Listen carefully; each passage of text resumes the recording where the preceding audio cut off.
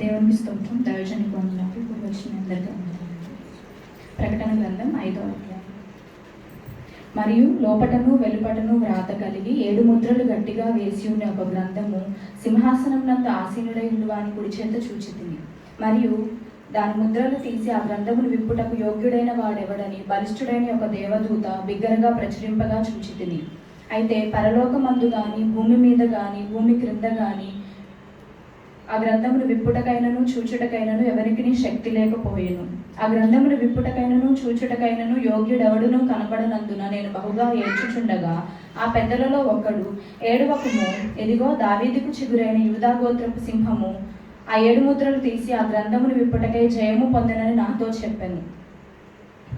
మరియు సింహాసనమునకును ఆ 4 జీవులకును పెద్దలకును మధ్యను వధింపబడినట్లుండిన గొర్రెపిల్ల నిలిచి ఉండుట చూచితిని. ఆ గొర్రెపిల్లకు 7 కొమ్ములను 7 కన్నులను నుండెను. ఆ కన్నులు భూమి అంతటికి పంపబడిన దేవుని 7 ఆత్మలు. ఆయన వచ్చి సింహాసనం నందు ఆసీనుడై ఉన్నవాని కుడి చేతిలో నుండి ఆ గ్రంథమును తీసుకొనెను. ఆయన దానిని తీసుకొనినప్పుడు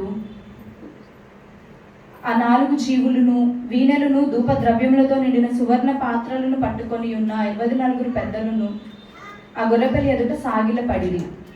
ఈ పాత్రలు పరిశుద్ధుల ప్రార్థనలు. ఆ పెద్దలు, నీవు ఆ గ్రంథమును తీసుకొని దాని ముద్రను విప్పుటకై యోగ్యుడవు, నీవు వధింపబడిన వాడవై నీ రక్తమిచ్చి ప్రతి వంశములోను ఆయా భాషలు మాట్లాడి వారిలోను ప్రతి ప్రజలోను ప్రతి జనములోను దేవుని కొరకు మనుషులను కొని మా దేవునికి వారిని రాజ్యముగాను యాజకులను చేసితివి గనుక భూలోకమందు వారు ఏలుదురని క్రొత్త పాట పాడుదురు. మరియు నేను చూడగా సింహాసనమును జీవులను పెద్దలను ఆవరించి ఉన్న అనేక దూతల స్వరము నాకు వినబడెను. వారి లెక్క కోట్ల కొలదిగా ఉండెను. వారు వధింపబడిన గొర్రెపిల్ల శక్తియు ఐశ్వర్యమును జ్ఞానమును బలమును ఘనతయు మహిమయు ప్రభావమును పొందనర్హుడని గొప్ప స్వరముతో చెప్పుచుండిరి.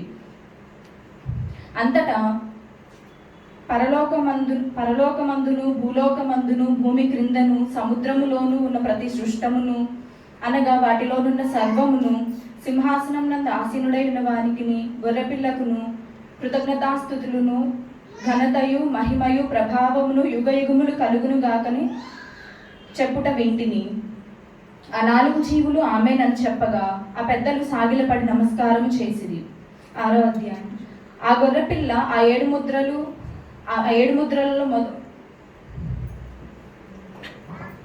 మొదటి దానిని విప్పినప్పుడు నేను చూడగా రమ్ము అని ఆ 4 జీవులలో ఒకటి రమ్ము అని ఉరుము వంటి స్వరముతో చెప్పుట వింటిని. మరియు నేను చూడగా ఇదిగో ఒక తెల్లని గుర్రము కనబడెను. దాని మీద ఒకడు విల్లు పట్టుకొని కూర్చుండి ఉండెను. అతనికి ఒక కిరీటం ఇయ్యబడెను. అతను జయించుటకు బయలు వెళ్ళెను. ఆయన 2వ ముద్రను విప్పినప్పుడు రమ్ము అని 2వ జీవి చెప్పుట వింటిని. అప్పుడు ఎర్రనిదైన వేరొక గుర్రము బయలు వెళ్ళెను.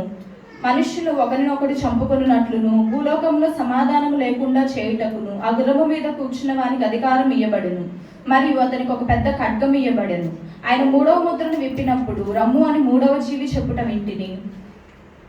నేను చూడగా ఒక నల్లని గుర్రము కనబడెను.